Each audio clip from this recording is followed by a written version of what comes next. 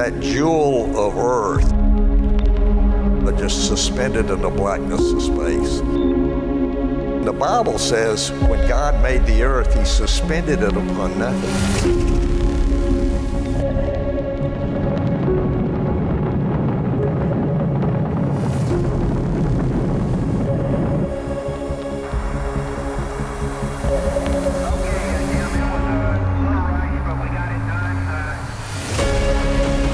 It was a feeling of, man, I'm home.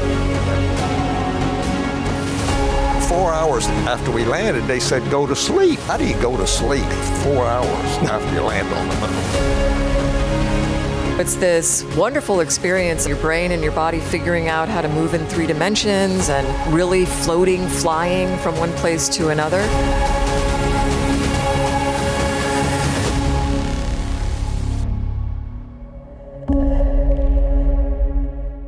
Bun găsit, doamnelor și domnilor!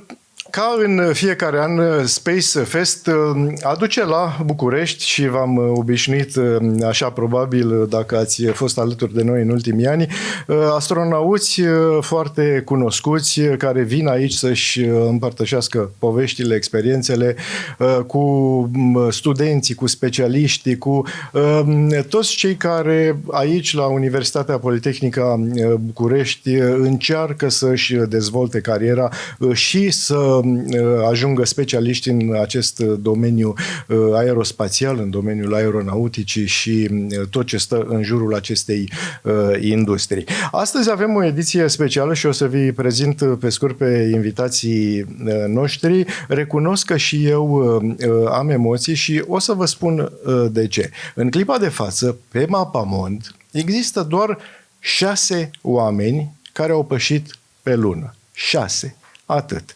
Unul dintre ei este astăzi aici alături de noi. Charles Duke a fost pilotul misiunii care în 1972 cu Apollo 16 a ajuns pe Lună.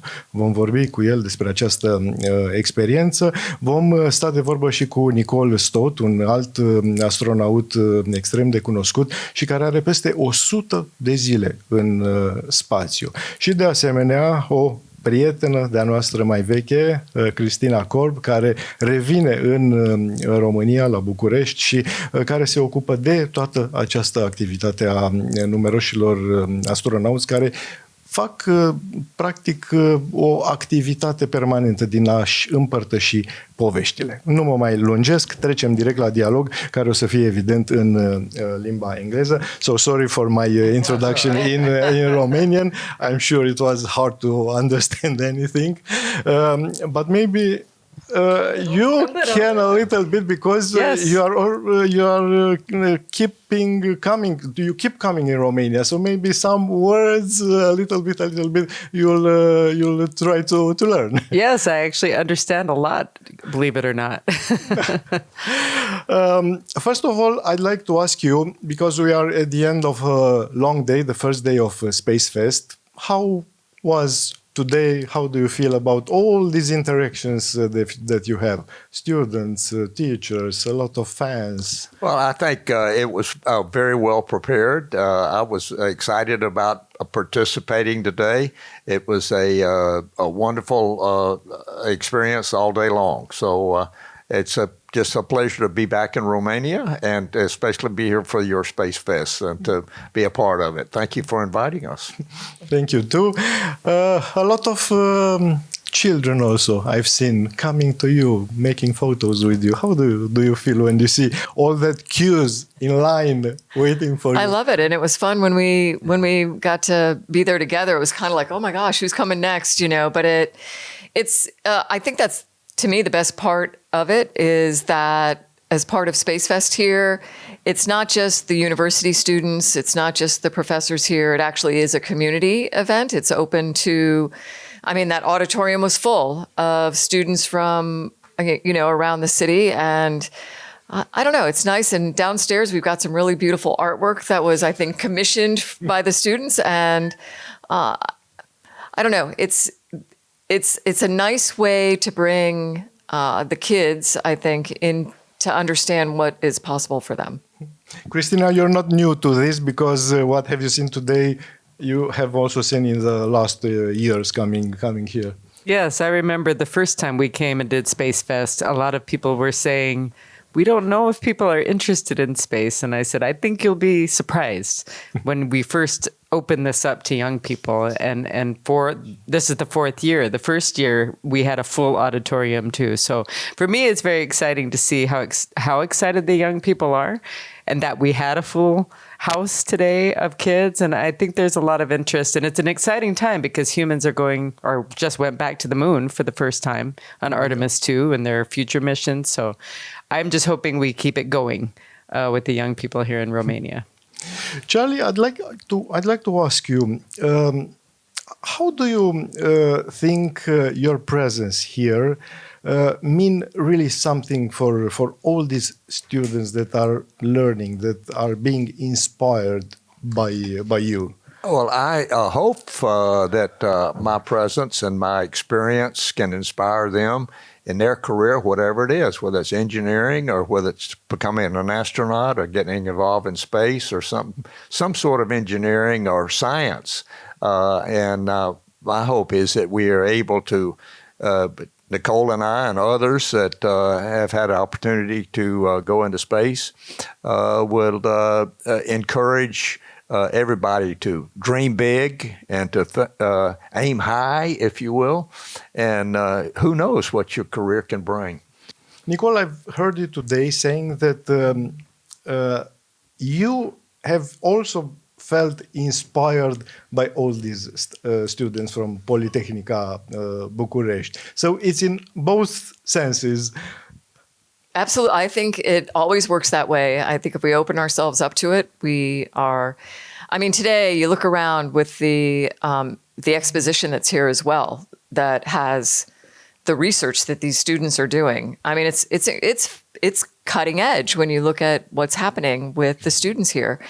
And that's, on a global scale. And then you've got the young kids who are not just seeing us, right, and experiencing, listening to our experiences, but they're walking around this exhibition too. And they're seeing, people that don't look as old as we do, doing really exciting things. And that is definitely inspirational. And it does work both ways. For us to feel the excitement that they have for the experiences and the stories that we tell, I mean, I hope it carries forward for them, beyond just the time today. Christina, you manage and you communicate with legends. Legends, did you hear How him? difficult is to deal with astronauts? They don't hear us. Tell us something that we don't see. Well, I think, first of all, people sometimes will say to me, what is it like being with the elite humans? And I'm like, well, the key word here is they are human, right? They're humans who have big hopes and dreams also. And I think sometimes people think that astronauts are perfect, but they're humans. We all have failures. We all have challenges. Things don't always go perfectly. Like with rocket launches, what a lot of people see now, like with new companies, is they might fail the first couple of times. And that's a good reminder too, is the thing that I admire about astronauts is that they're curious, they don't give up, and they want to be a part of something greater than themselves. I'd like to know about your life these days in Romania, because you're not for the first time here. I think you've been the first time in 81. My first visit to Romania was 1981. 81? Yeah. Wow. I was in Germany and met Ilie Koroama, and he was a Romanian refugee, and he was coming to Romania. And so I asked, we got to be friends, and so he invited me to come with him, and we toured around various cities in Romania, and I shared my experiences. And he was Christian, and I was able to share my faith with the people. And so that started a love. I fell in love with Romania through him and other people that I met. It was a very friendly country, and made me feel right at home. And so I've come back many, many times since. Very grateful to that. Christina included me on the list the first time as well to come here for SpaceFest. And that opened up the opportunity to explore a little bit more of Romania that as a kid I was really excited about, and I grew as an adult to want to experience this as well, and to see some of the amazing countryside and to be able to go to Transylvania. I mean, as a child, my very first novel that I read was Bram Stoker's Dracula. And I know it might seem a little silly, but it created this interest, this desire to be here someday. So you've been at the castle. I have, and the countryside around it, and the other castles that are there that share some of your really interesting history. And it's nice. It's nice to have been a part of that as well. Probably you're tired of this question, but I have to ask you because a lot of people maybe want to hear it from you. Your first experience there on the moon, 1972. You spent there, I think, on the surface 3 days, or we were 72 hours, 3 days on the lunar 3 surface. days. Yeah, and we were very excited about landing because we were delayed 7 hours due to a problem with the other spacecraft. And we were 1 hour before we were to land when he reports this problem.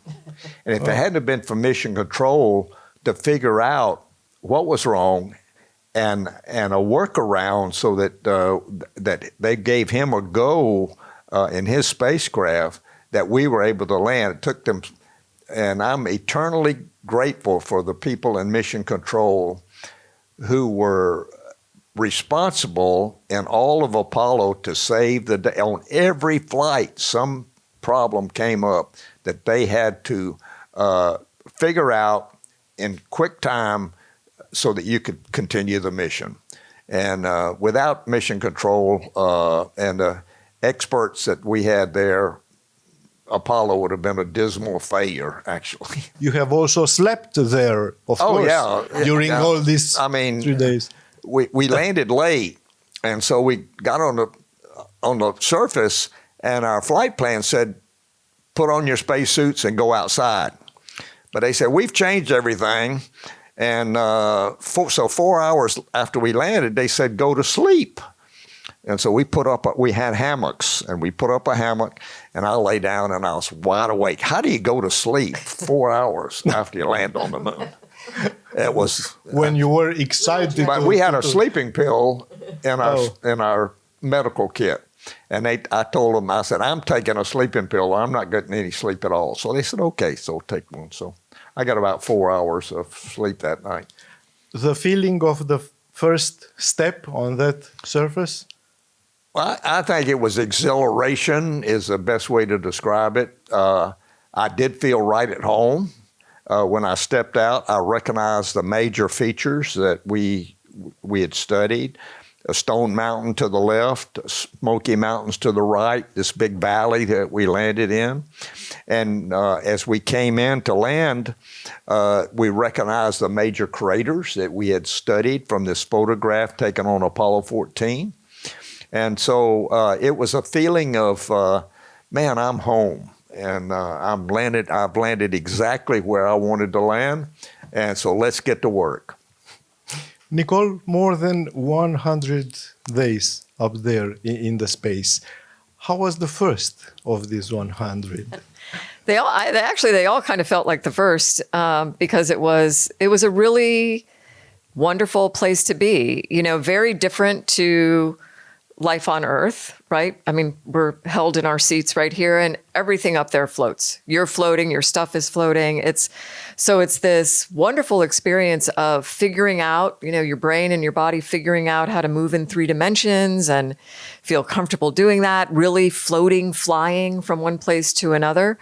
And that's certainly a bit more overwhelming the first day than it is any other day, but it's just like this, it's kind of like a gift, like a surprise, like waking up and like, oh my gosh, I'm in this place where I float and I'm getting to do cool work. And wow, that's a really wonderful view out the window. And it's all just, there's kind of an energy behind it that just stays with you every day in that place. Just add, Everybody said, well, what was special about it? I said, well, it's the only place I'd ever been where you could put on your pants 2 legs at a time. 2 legs at a time. Yep. This is something to experience. And the sleep on the space station was fantastic. I mean, of course, we had activities too, where the night before doing a spacewalk is a little. There's like to go out and float and be in your own little personal spaceship. There's a little adrenaline flowing for that, but sleep in general on the space station it's the best sleep I've ever had in my entire life. Absolutely. Tell me, please, what was the feeling when you saw our planet from there far away? When you saw its color, everything? Well, the most memorable time, we came around from the backside of the moon, and we had Earthrise. My first thought was, we're a long way from there. I hope this holds together and gets me home. But then you did that jewel of Earth just suspended in the blackness of space. And the Bible says when God made the earth, he suspended it upon nothing. That's exactly what it looks like, just hung in the blackness of space. And so the scriptures have come alive to me from what I saw and what it described in the Holy Bible. It speaks the truth to us, and there it was, just out there in the blackness of space and the void of space. You don't see any stars. We didn't see any other planets or anything. Just there was the earth suspended in that blackness of space. Wow. Mm-hmm. It's overwhelming seeing this, yeah? It is, and I love that description because I think it's a reality check, right? I mean, all those images that you guys shared of Earth from the moon and the ones we've seen recently too from the Artemis 2 crew, it's like, oh my gosh, no better way to show the who and where we all are in space together, right? It is stunning. And it is a reality check and even when you're on a space station that's, 1,000 miles or 1,000 times closer than where you were, 250 miles versus 250,000 miles. It's like, wow, this is a planet in space. We live on an ocean planet in space. And we're all earthlings. And I say this all the time. These guys are probably sick of it. We're all earthlings and the only border that matters. And when you look at the Earth from the moon in those images, you barely can even see the line of the atmosphere, like this thin blue line that is it all that protects us from that deadly vacuum of space, and how special that is, and how important it is for us to accept our role as crewmates on our planetary spaceship too, and not just these machines that we build for us to survive in space. This is a truly extraordinary, stunning, beautiful, iridescent, colorful, glowing against the blackest black, all of those things that, as a human looking at it come to mind. And it's, I don't know, reality check is the 2 best words I can come up with that, and we talk about this a lot. It's like, we all should wake up in the morning, and when we roll out of bed and our feet hit the ground, we should be thinking, I'm standing on a planet in space. And I think it's like this simple thing we learn when we're in kindergarten, right? When we're tiny little kids. And yet somehow through life, it's not presented to us in a way that keeps it kind of in the front of our minds. And I think it is a really important thing to keep up front and to remind ourselves of every day. Nicole, I've made the short notice not to forget to ask you about one thing. I've read that you have painted up there in the space. It's a passion that you have also here on Earth, or you just tried to do something special there? Yeah, I'm really, that was really one of the personal highlights for me, was to be able to paint with watercolors in space. And, throughout my time with NASA and as an astronaut, I tried to pay attention to that kind of thing with my colleagues. I mean, all astronauts, and I will include Charlie too, have some creative thing that they bring to life as well. And I always loved artsy, craftsy things growing up. I've never trained or done anything. I mean, it's all experimental, but I love it. And I was very grateful to have somebody encourage me to bring something that I like doing on Earth with me to space. And that ended up being watercolors. Charlie, tell me something about these activities that are so human and are not astronautical at all? That during the It travel? wasn't a spiritual experience for me. It was at the time I was believed in God, but God was out there somewhere. It wasn't a personal experience like it is today. But it was the wonder of it all. Was just it wasn't overwhelming for me, but I mean to see the earth and the beauty of it and the intricacy of the procedures and the technology that got us there was really made an impression upon me, especially the experts in mission control. We keep asking you about wonderful things and achievements and excitement of what you have done. I'd like to ask you something about those moments that are very hard, very difficult. Did it happen, the most difficult moment that could happen there for you? Because probably it's not everything perfect. You have thoughts, you have pressure, you have... What was the most difficult thing to overpass? The dynamics of landing in Apollo was the procedure that took the most focus and the most attention to detail to achieve a successful landing. And other than that, was just every time we had a problem, we had to be well trained enough to come up with the correct answers. And as I keep saying it over and over again, it was a team effort. Mission control, if without mission control, Apollo 13 would have never survived. And without our flight, without mission control, we'd have never landed on the moon. I mean, they were the heroes. I keep saying that. They're the heroes of Apollo. Those guys and gals in mission control that knew the systems, they knew the procedures, and they knew how to overcome these problems that arose through a lot of training, coordination, and simulations together. And they were as well trained as we were, during the whole mission. I see. Nicole, a difficult moment? Yeah, I think, and it kind of follows to what Charlie's saying. We are prepared so well through the training and the mission control team to be in a place where if it's humanly possible, we really do feel like we'll be able to deal with it, right?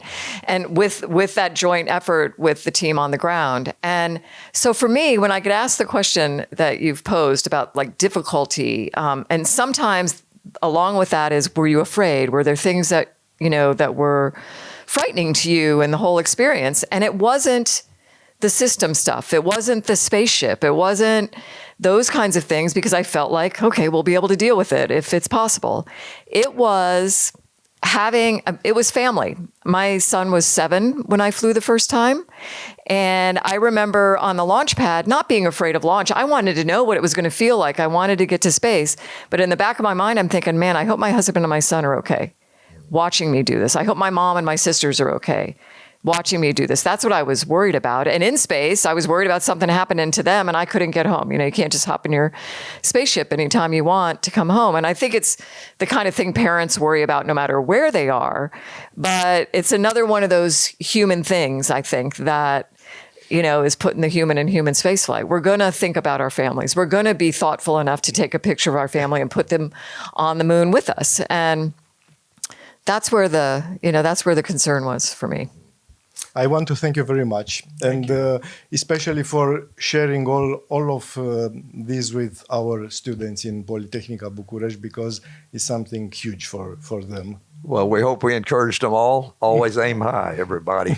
Yeah. And We're grateful for our Wrangler too, by the way. From Christina, I'd like to have a promise that you will keep bringing to Romania people like you brought us here. Yes, apparently they have already asked me to plan for next year. So, so perfect. we'll see you again.